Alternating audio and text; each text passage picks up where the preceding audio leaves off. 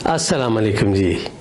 पंजाब पंज दरियावां दी धरती और इस धरती दे वसन वाले पंजाबियों का अपना चैनल रौनक मेला।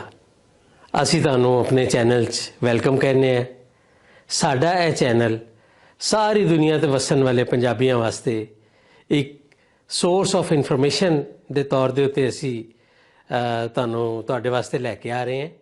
साडा यह चैनल ना सिर्फ इंडिया और पाकिस्तान दे विच वसन वाले पंजाबियों वास्ते है, बल्कि पूरी दुनिया विच जिथे जिथे पंजाबी वसदे ने, खास तौर के उत्ते कैनेडा, इंग्लैंड, अमेरिका, आस्ट्रेलिया तो होर जिथे जिथे भी पंजाबी वसदे ने, उन्हां सारिਆਂ वास्ते एक सोर्स ऑफ इन्फॉर्मेशन होएगा।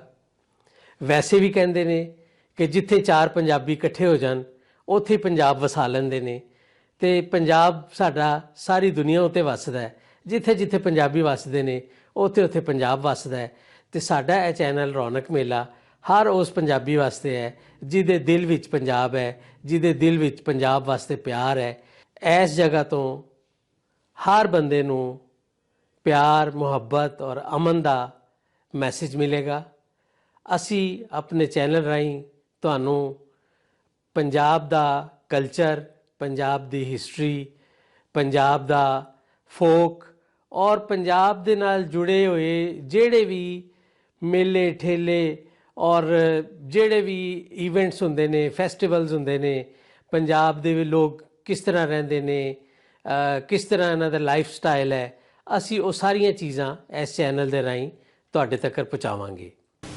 पंजाब दी धरती तो प्यार, मुहब्बत ते अमन दा चानन जिहड़े पूरी दुनिया दे विच फैलिया, उहदा सब तो वड्डा सोर्स पंजाब दे सूफियाए कराम सन, जिन्हां ने अपने कलाम दे राहीं सानू मुहब्बत दा एक ऐसा दर्स दिता जिहदे जरिए असी सारे पंजाबी एक दूसरे दे नाल जुड़ गए हैं।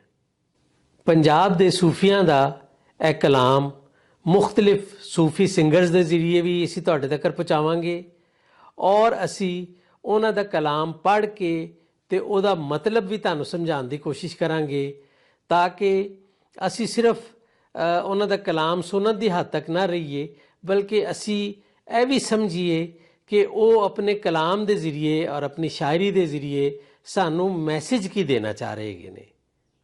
उस तो इलावा इंटरव्यूज़ का एक सिलसिला होएगा जिहदे विच पंजाब दे मुख्तलिफ दानिश्वर, मुख्तलिफ वो लोग मन्ने परमन्ने जिन्हां ने पूरी दुनिया दे विच पंजाब दा नाम उच्चा कीता है, असी उन्हां दे इंटरव्यू तुहाडे वास्ते लैके आवांगे।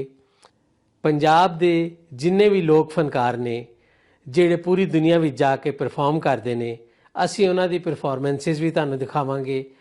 उस दे नाल नाल जिहड़े पंजाब दे मुख्तलिफ मोनूमेंट्स ने, हैरीटेज है जिहदे विच मुख्तलिफ दौर दे विच बने हुए इमारतां, गुरुद्वारे, मस्जिदां, मंदिर, किले और हवेलियां और उसके अलावा मुख्तलिफ शहर जिहड़े पंजाब दे ने वो कित्थे कित्थे ने, उन्हां दी की खासियत है, उन्हां दे विच की खास चीज़ पाई जाती है, वो भी तुहानूं इस चैनल के राहीं मिलती रहा करेगी।